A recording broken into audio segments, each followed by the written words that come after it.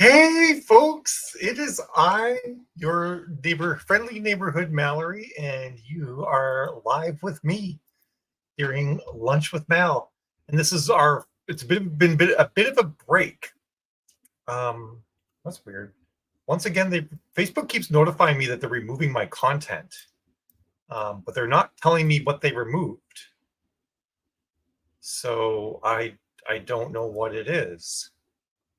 It's so strange. I think it's because I manage so many accounts that on Facebook, the chances are at any given time that something I'm managing has gotten hacked and they're removing stuff from it. It's a little frustrating though, because they don't tell me what it is. Facebook is honestly really bad at like not telling you what the heck they're doing at any given time. All right, so let me just do the old everyone tag and we'll get this party started. This is in the group. Perfect, because I streamed to multiple places, so I always want to make sure I'm doing the right place. Everyone. There we go. We can target everyone today. It's Lunch with Mal. One of the things that was really interesting about Vegas is so many people came up to me and told me that they watched Lunch with Mal, just not live. I think that there's probably way more people who watch later than watch live. So if you watch later, like feel free to drop a comment and just be like, "Hey, I'm watching later, and I love it," or something like that. It just makes me feel like, hey, I'm not talking into the void, even though lots of people do show up. But let's see, Lunch with Mal. We're talking Vegas recap, Solaris, and holiday ads. And hi, Jill. See you there, and everybody else. Say hi. I always love knowing who's here. So yeah, I just figured we kind of start out talking about Vegas. If you went to Vegas as well, shout out and just mention that you were there. And if I saw you, I might remember. I'm good at remembering faces, and I'm actually pretty good at remembering names. I am not super good at remembering them together. Like they're entirely separate things. That's cool, Chris. I'm glad that you do. And that's smart, Jill. Jill's smart with that live or replay thing going on there. She knows what's going on. Yeah, Vegas was a ton of fun. It was exhausting as per usual. And I think I've actually realized one of the things that I find a little bit exhausting about going to Vegas is one, I see so many people who I want to talk to, and sometimes like I see them and I'm like, oh, I'll see them later, and then I never do see them again. Or two, I see them, we talk briefly, and I'm like, I totally want to talk to this person more again later, and then I also never see them again. Or every time I see them, they're really busy or something like that. And I guess I just feel like I need more time to socialize. I socialize pretty much the entire time, and I still need more time to socialize. It's kind of nuts. So I always leave just feeling like I wanted to talk to like 100 more people, and I didn't get a chance to. And it creates like this weird FOMO for me. I know, Steph, exactly. And I saw you sitting at the floor at that one point. If you look kind of worn out, and I was kind of worn out at that moment, so I didn't go over to say hi. I think because my feet hurt, and I didn't want to sit in the floor because what I was wearing would be too complicated to sit in the floor. And I'm like, oh, I'll see Steph again later. And I don't think I saw you again after that. Like, it's nuts, right? Let's see who else is live. Maura, hi. Ashley, awesome, nice to see everybody. And there was someone who said hi live before Ashley, but it's not showing me their name. I'm not sure who that was. Yeah, Jill did sit on the floor during rave. Oh, the scrolling's the other way around. Can I get this to show me more comments? No, it's insisting that it's not going to show me more comments. Let's get to see if I can get Facebook to do what I want it to do. No, it's not. It hates me. It wants me to suffer. It's like not letting me scroll through comments. It's just showing me like the last 5 comments. Anyway, yeah, so it was a good time though. And as always, I learn things, I teach things, I enjoy the whole experience. It's just freaking awesome. I know, we miss seeing you too, Maya. I hope you're doing well. And next year, we'll see you next year. And Melanie, hello. I'm gonna do my best to say hi to everybody, but I might not. So yeah, so I'm curious. Anybody who learned something exciting, drop what you like. Drop any things you learned in Vegas that you thought were interesting, or would have questions about, or want to talk about, or want my opinion on, or anything like that. I'm totally open to all of your Vegas experiences. Oh, I know, that's such a bummer, Emma. We're talking soon, though, aren't we? Hey, Kelly. I also didn't get to see you enough, Kelly. I left Vegas sad that we didn't actually go hang out anywhere other than just bumping into each other in the main room. I think is where we bumped into each other. Exclusively. I don't think we. I guess you came by my table. I think. See, I can't even remember. It's a blur. Um, and we were there for 10 days, and 10 days is a long time to spend without seeing actual nature and being in a hotel room the size of a box, and stuff like that. But we also, Jill and I and Eva, our daughter, had like a really busy fall. From like the last week of September until getting back from Vegas, we were home for like 2.5 weeks. It was a mad rush. The best new tip to push sales. That's interesting. And the AI classes. Yeah. Oh yeah, 11 days. You're right, honey. AI classes are always kind of like a tricky thing, right? It's hard, I think. I think that we're going to end up moving into an era where people are going to have to accept that there is bespoke human created product, and then there's mass produced machine made product. And interestingly, in many cases, with many things that you can buy today, mass produced machine created product is better than what a human could make. Like toasters. If some human was handcrafting every toaster that you had, they'd be ridiculously expensive. And they would have like little blemishes, because humans make little blemishes as they work. And the machine produced ones, look nice and uniform and are cheap. And in some scenarios, we just have chosen to not to do away with human handcrafted things because machines are better at certain things. And that sucks for people who are in industries that made those handcrafted things. And in other industries, we found that we actually end up preferring the handcrafted human thing long term over the machine made thing.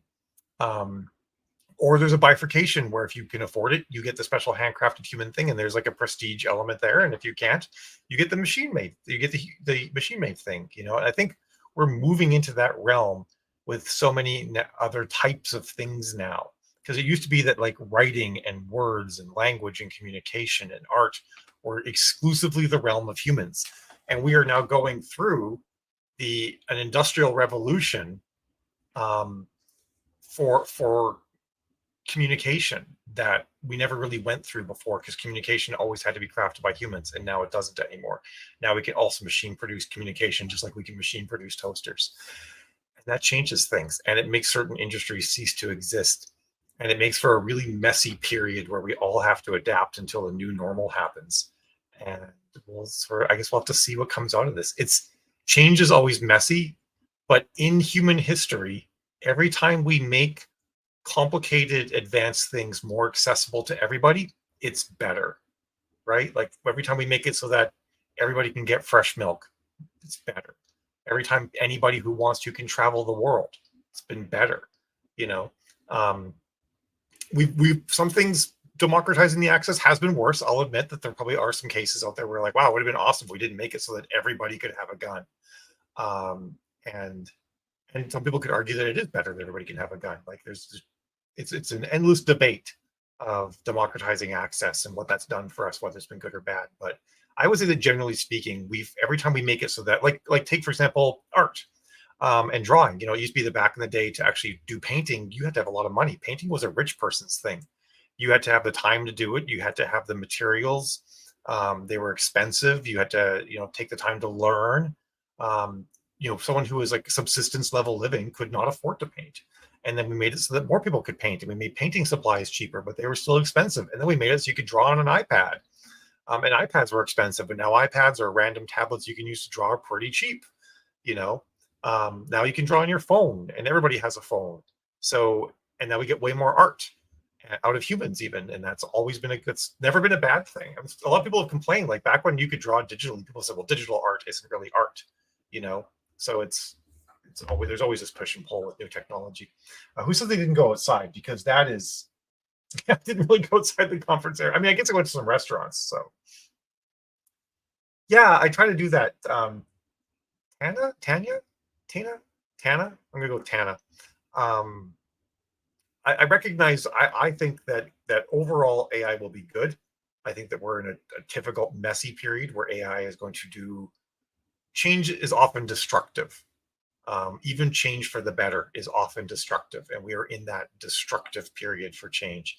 And I can be excited about the change and want to see the good things that come out of it, and still lament the bad things that are also going to happen in the destruction, and how it's going to alter people's lives and change the trajectory of their lives in ways they weren't expecting, like audiobook narrators.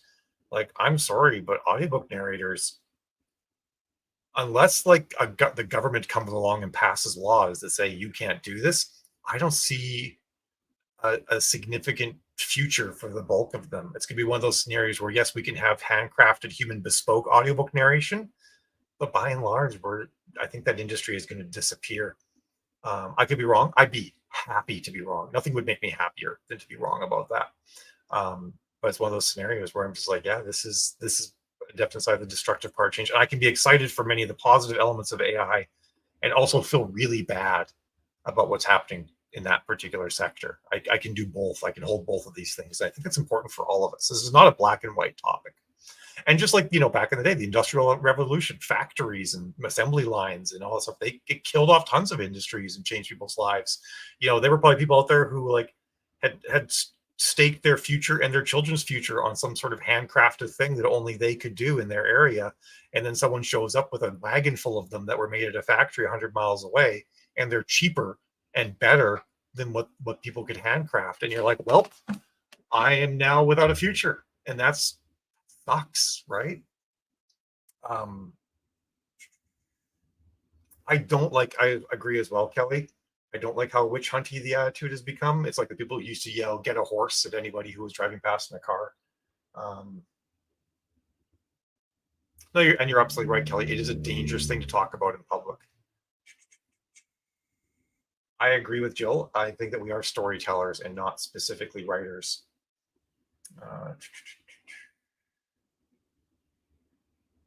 Yeah, that's ridiculous, Kelly, that people would do stuff like that using pro writing aid. We all use AI. If someone's on the internet, they're using AI.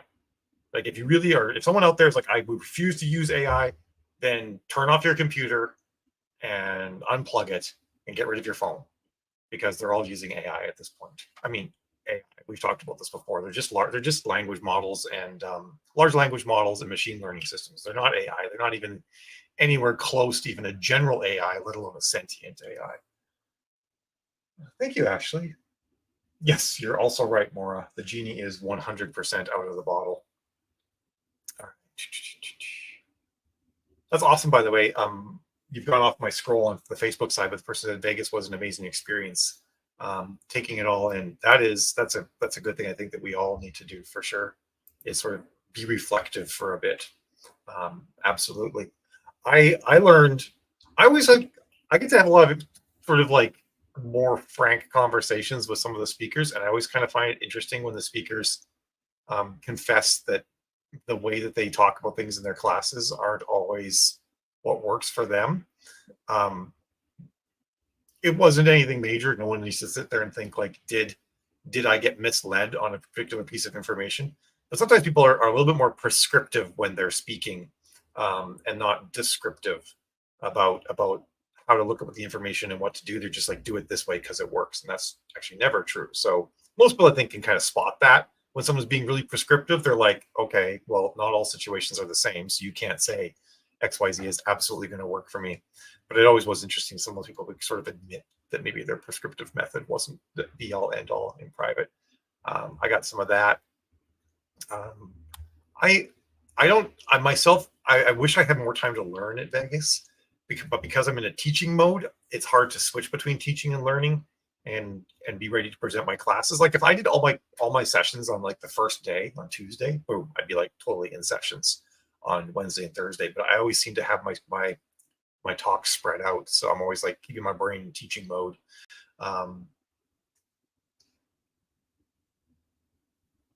Oof, that's rough, Monique. What kind of projects were canceled on you? I'm curious.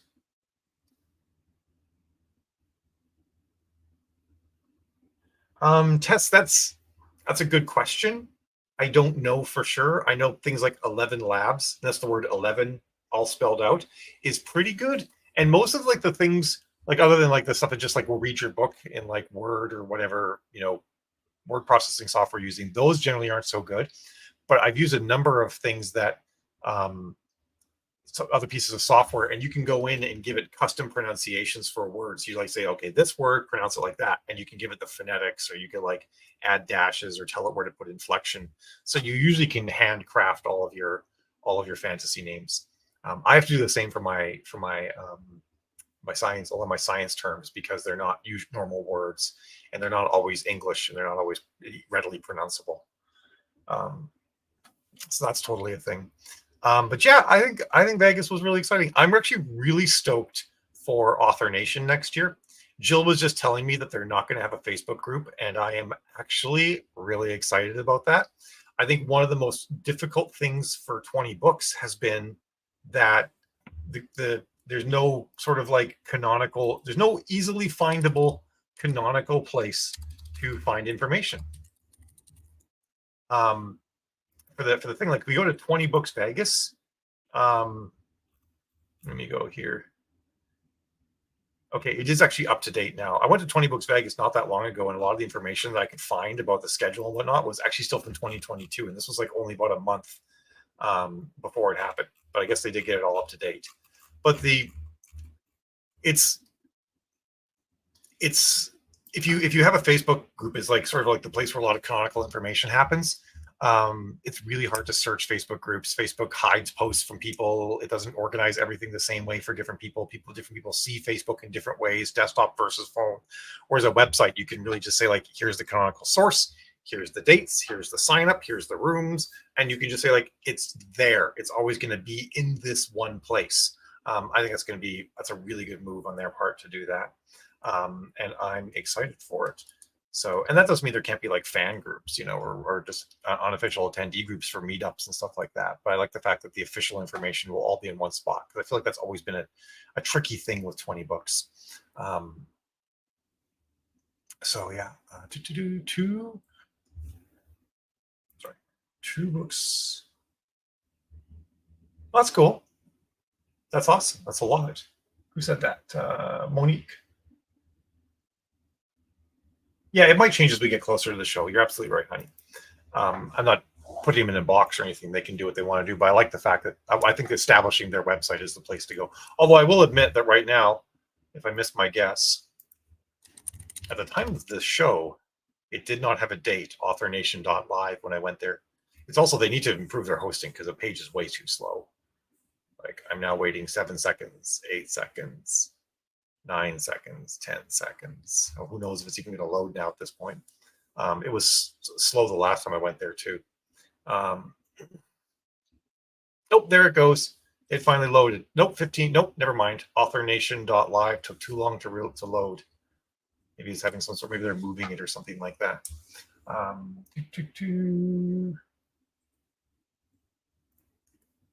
I agree, Jill. I agree with all your points. It's almost like we're married and we talk about these things.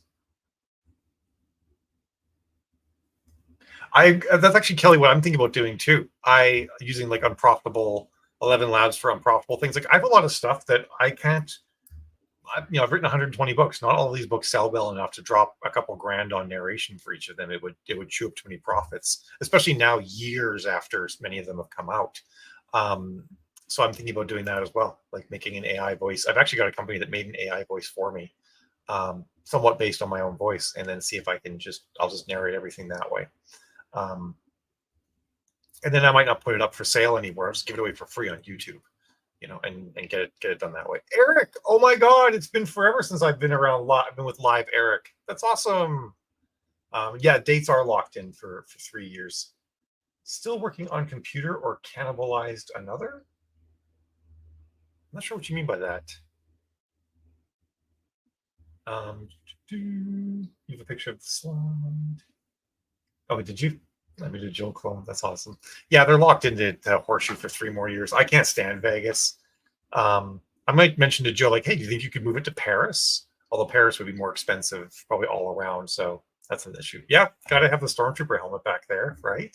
I really want to get a Vader helmet because I have so much black latex. I think I could do like this awesome black latex catsuit and Vader helmet. But they're like, almost like that are like $250. So they're not on a lark sorts of things. That makes sense, Kelly. Awesome. Yeah, if you give 11 Labs a lot of text, it can have problems. You need to kind of feed it in bite-sized bits. I hear they're working on it, so your mileage may vary. Oh, the open tower behind me. I'm always playing with computers and working on computers. There's like a tower there. There's 2 more just a little bit further over. There's one on the other side of the table back there. There's one down by my feet. There's another one past that. I haven't done computers in a while. I sort of lived on laptops and stuff like that since like 2010, 2008, somewhere in that neighborhood. And then in the last year, I've really gotten back into playing with computers. I find it really enjoyable. And my main machine is like a really high-end rig. And I'm like, well, I can't spend $5,000 on a computer every month just to tickle my fancy for playing with computers. So I've just been buying like cheap computers on Facebook Marketplace and fiddling with those. So not that Paris. I mean the Paris hotel in Vegas. Sorry. Yeah, actually, we're not that far away from you. We're in Danvers, which is just north of Boston. There's a convention happening in January or March or something. Jill knows the details, and we're probably going to see if we can go to that. Jill and I have been talking about doing a conference at some point, and she really would like to do it local to us just because it reduces our stress level a lot in setting up the conference. So, anywhere but Vegas, anywhere with access to trees. That is the nice thing about where we live. We live in a freaking forest. It'd be amazing. That's awesome, Monique. I love it. More computers. Yes, what's going on with Solaris? I'm getting there, honey. I'm getting there. I'm only at the half-hour mark. One of the things I'm doing right now is the room I'm in is unheated, other than like my trusty space heater right here. But my computers actually can throw quite a bit of heat too. My main machine and another machine that I have that I've been building lately, both can consume about 600 to 800 watts of power, which is pretty close to what a space heater will also consume when it's really working well. So I've got my machines now working with this project that I basically am providing computational power for disease research. So my computers are running software that's like modeling proteins and diseases and all sorts of things to help get data for scientists are doing that. So I'm basically I'm burning electricity to heat the room, and I'm doing science while I'm doing it. It's awesome. May Ream in Boston. Perfect. So May, that is then. Solaris. Conference at Disney. You totally should price out how much it is to do a conference at Disney. I don't know too much about Ream, Ashley, but it sounds like a cool place for authors to meet up and network as well, right? Like, I think there's good things about, back before pandemic hit, Jill and I actually were planning out doing a conference. We were in the initial phases of talking about doing a conference, and I don't think we would call it this anymore because I would not want to diminish Jill in any way, but we were talking about calling it MalCon. Not because it's specifically about me, but purely because then we could make t-shirts to say that we're all malcontents and do other mal-related puns that would be hilarious. Like that alone, that's like the only reason to do it. Otherwise, we call it the Writing Wives Conference or something like that. But yeah. Okay, cool. That makes sense. About what Jill just said about the subscription model. We could totally pivot and call it JillCon. I'm not sure what kind of puns we could do. About JillCon, but we could work on it. I know, right? Malcontents. We're all a bunch of malcontent writers. It's awesome. It's priceless. All right. So what else I want to talk about? I'm going to talk about Solaris a little bit. Just show you guys some of the shiny new things I've been working on, and then we'll talk about what you should be thinking about doing in your marketing for Christmas.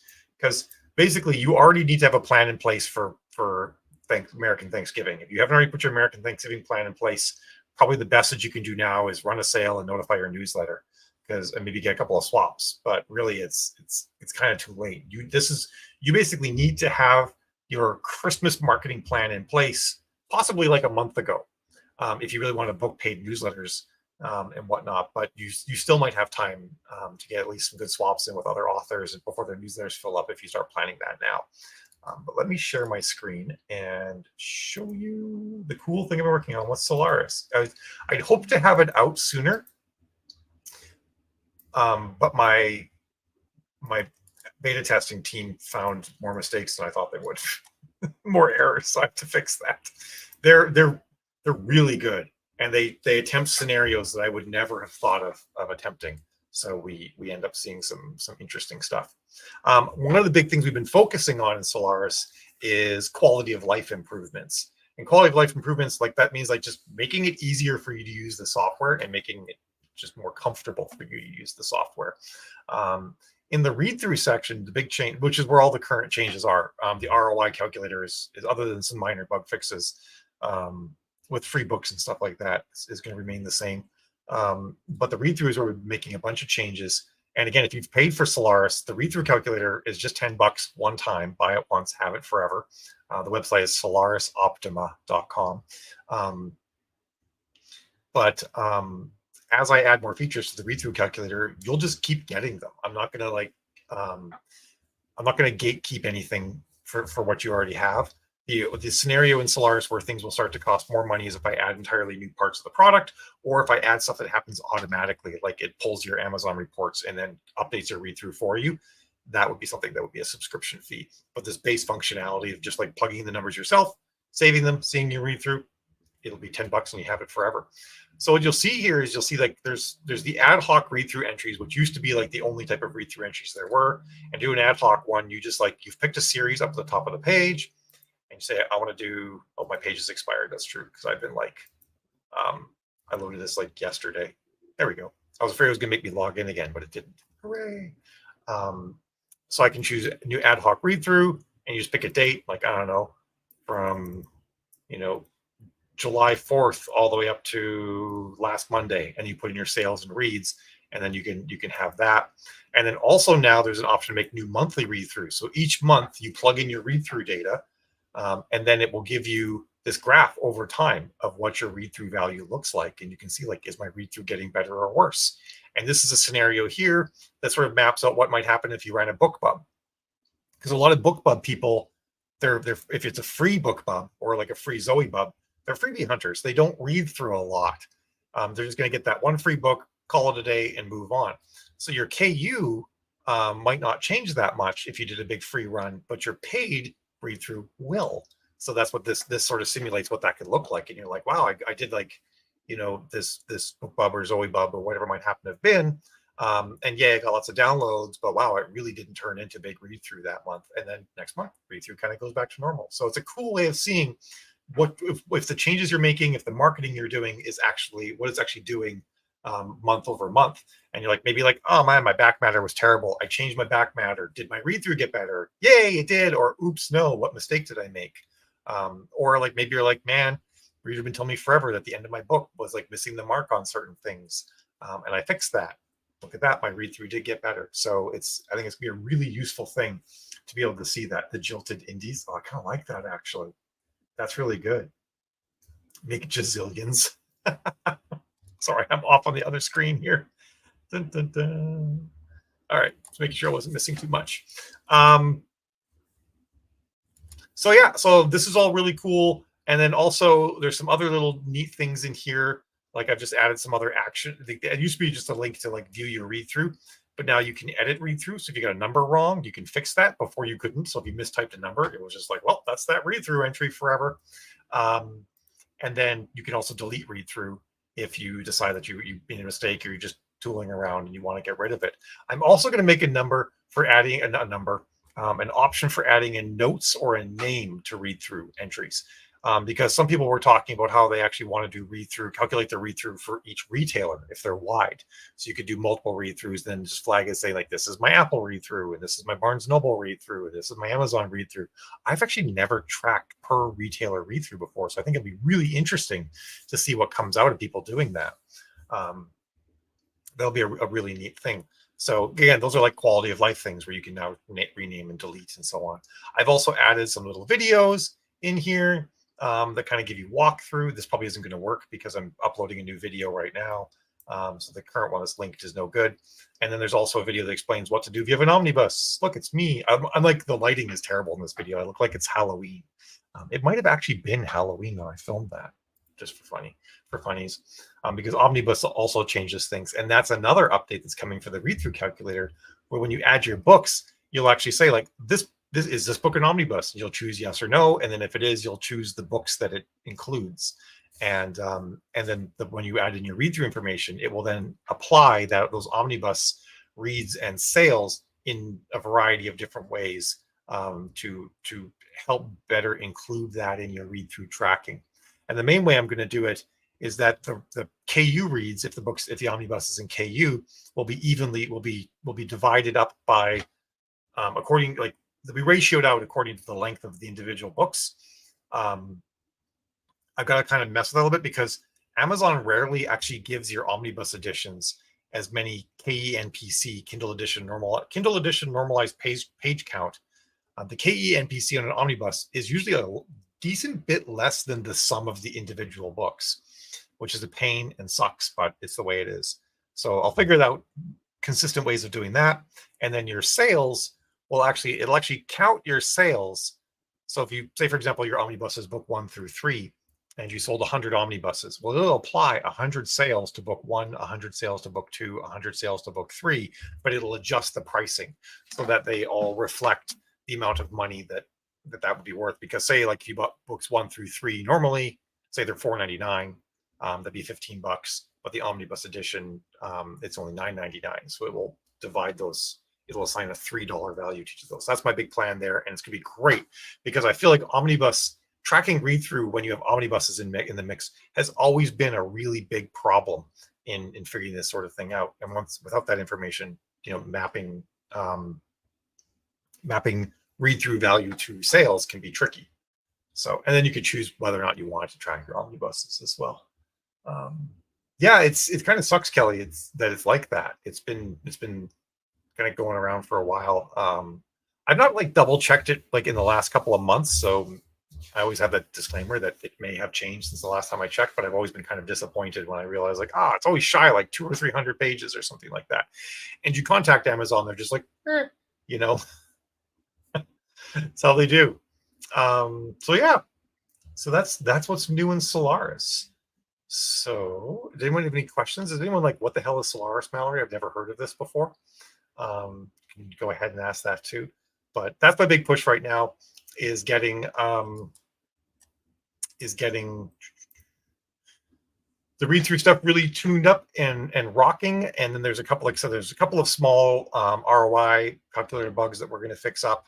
And then I'll probably be spending some time early next year working on the pricing planner and doing some more shiny things with that. And then, we've got a slew of brand new features planned out next year for Solaris. Some of them being the ability to upload. So basically, the main thing is going to be uploading your sales reports, Facebook reports, and then AMS and Amazon attribution reports. We're going to make it so we can process all of these reports. And the initial version will be you upload them manually, and then the system will process them. So every month you can upload all of your sales data, and it will do your read-through calculations for you for that month. And then if you upload your Facebook stuff, it'll do your ROI calculations for that month. And then later next year, all that stuff will start happening automatically. And then the big thing too is going to be the per ad profitability. Right now, the ROI calculator is per series. You pick a series, you put in your royalties for that series and your marketing spend for that series, and it tells you what your ROI looks like. A big thing will be when we get the per ad stuff, and that's probably going to require you to say like, this ad and this ad are for this series, this ad are for this series, etc. And then once you sort of like go in and tag all of that stuff, the system will be like, hey, you have ads that you haven't attached to a series. Then you'll fix that up, and it'll be like, your ROI is great, or your ROI needs work, or dear God, you're losing money. Do something about it fast. All of that shiny stuff will be coming. And I'm super stoked about it all. All right. So yeah, automatic pulling from KDP is later next year, I think. Although I am planning on taking off next summer to work pretty much exclusively on Solaris. And also, if it takes off well and more people buy, then maybe I'll hire someone as well to help out and boost development and getting it working faster. There's a lot of complexity in automatically pulling stuff from multiple places. Another thing too is once I start automatically pulling your sales data, I can do a book report does. In fact, that will just basically fold in. It'll just be like, for like $10 a month or something like that. I'll be like, here's all the information the book report would give you. Because I've already got it. I might as well just show it to you. So that's another exciting thing that will happen once automatic sales report pulling comes in. And I'm not going to do it just for Amazon too. I'll do it for everything. I want to do it for everything. Like I want to capture all of your sales and then present all this information to you holistically. So it's like everything from Shopify clear through to Amazon. It'll all eventually be in there. Yeah. Phase 3 will totally unveil at Author Nation, I think. It'll be great. Target date for phase 2. Phase 2 is going to roll out. It's going to have 2 major releases, I'm thinking. One at the end of Q1, so one around the end, somewhere in March, and then another major release in May will happen for phase 2, and that should wrap up all the phase 2 plans that we have, which is mostly just data ingestion. But you never know. I fully reserve the right to shift track if I get amazing ideas and feedback from people. And I actually have like a giant list of things that I'm going to be adding in. I've got like a whole tracking system that has all sorts of stuff in there. Some of it's just like back behind the scenes stuff I have to do, and some of it's actually making new tools. I've got to make better admin tools too for us to use, but that's less attractive to everybody else. It's not nearly as sexy. That's true. We know, but I don't know if the book report people have ever shown up in conferences. That guy, I tell you, he gets $20 a month from probably 10,000 authors. Like, just let that bake in your mind for a moment. Even if he only gets $20 a month from 5,000 authors, that's 6 figures a month. That's ridiculous. And that'd be amazing. If I was getting that kind of money per month from all the authors, I would be building out more and more features and just making this thing better and better. I would not just be sitting on it. Here's a really sweet gig.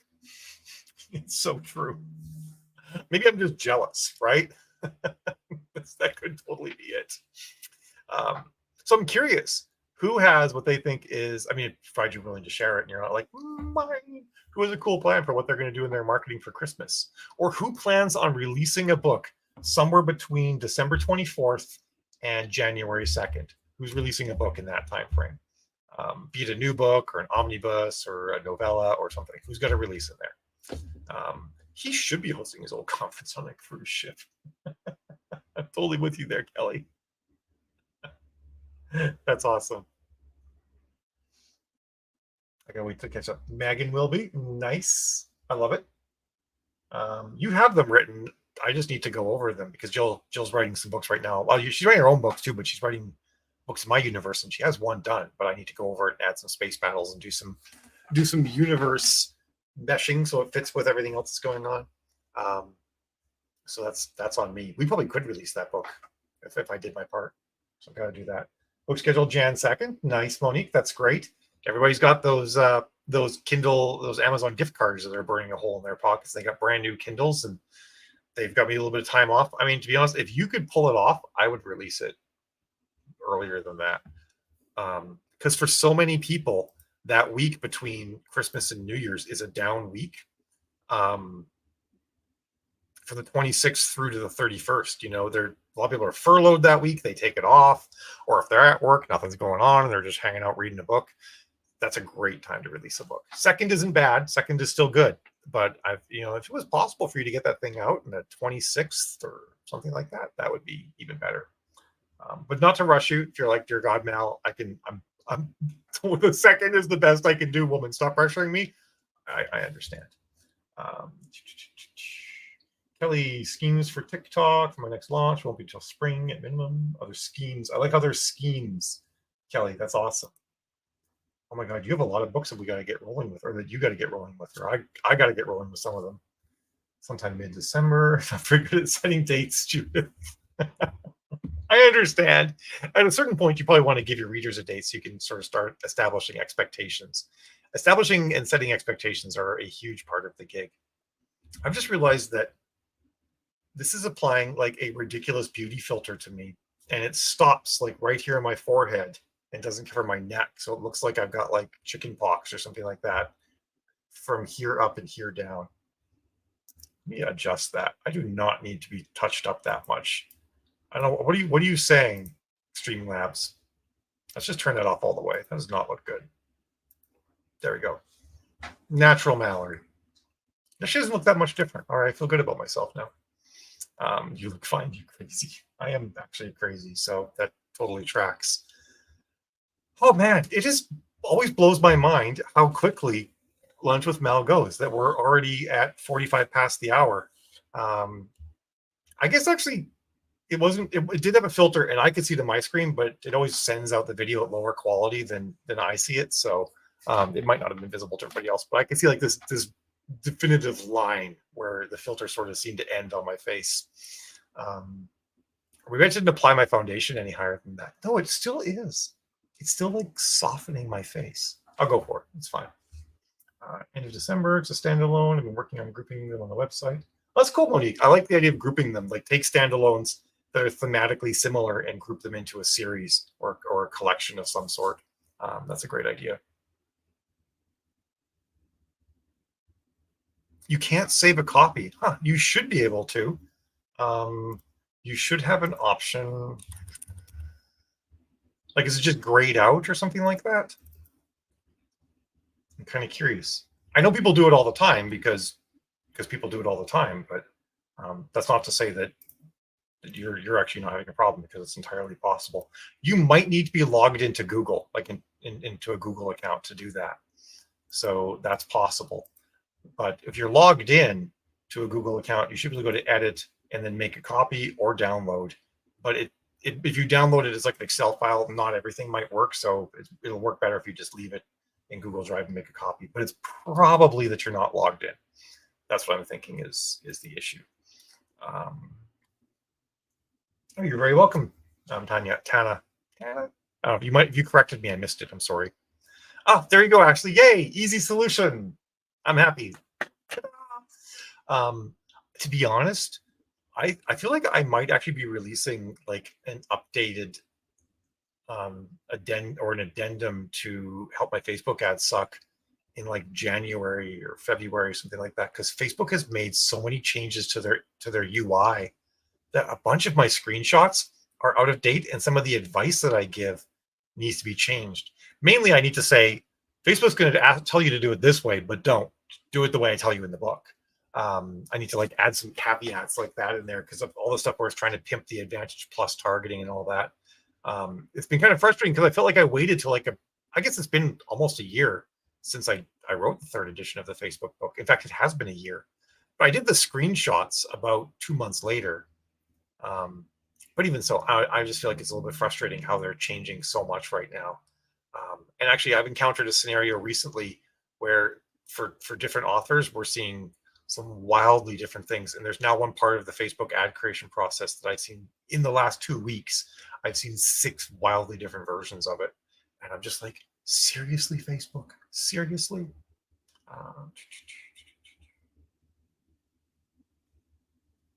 Oh, do you have an older version, Ashley? Because the new version talks about affiliate links quite a bit. Or sorry, attribution links quite a bit.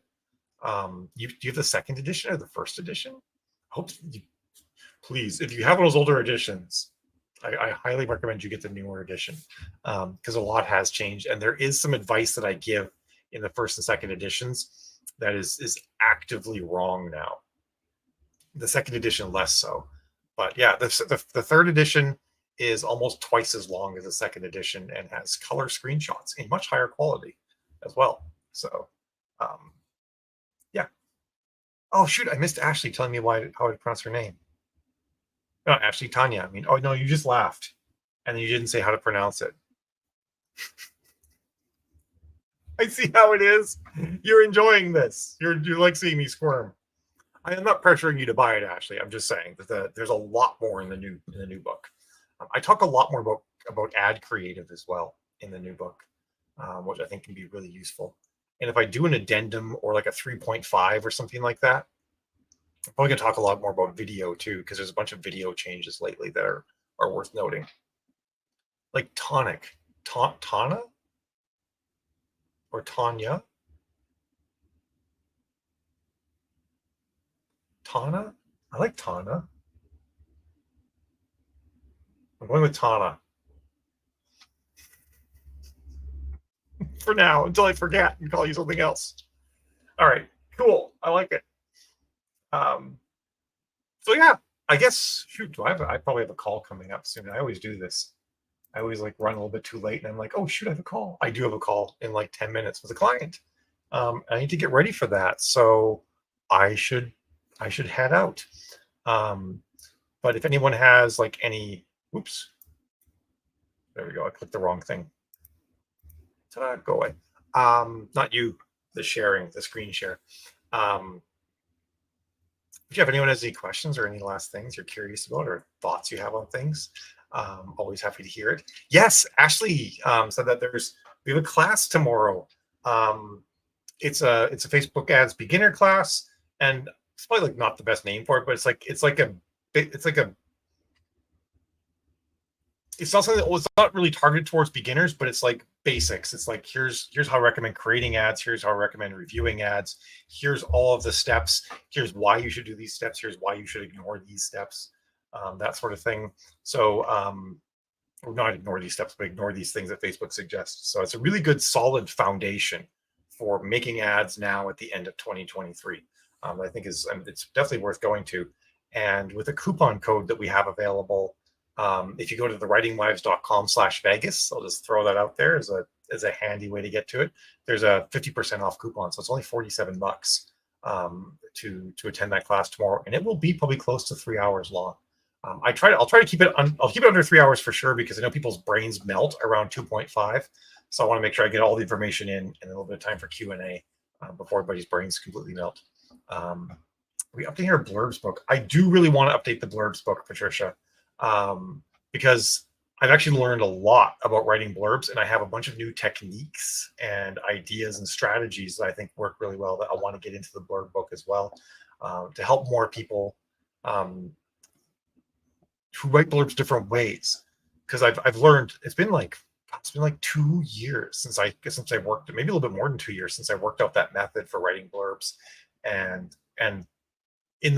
since then I've written hundreds more blurbs. So I definitely have some thoughts I want to add to it and expand on. So it is on the list to do an updated version of that book. So that will actually absolutely happen. All right, I should go for real. Thanks everyone for hanging out. This was a blast. I loved it as always. This is always one of like my highlights of my week, getting to do the lunch with Mal, especially now that I've learned that so many people watch it later on. You know, the replay people, #replay if you watch the replay, who watch it. I think that's really cool, and it just inspires me. Also, one thing of note too, I've been wondering about this.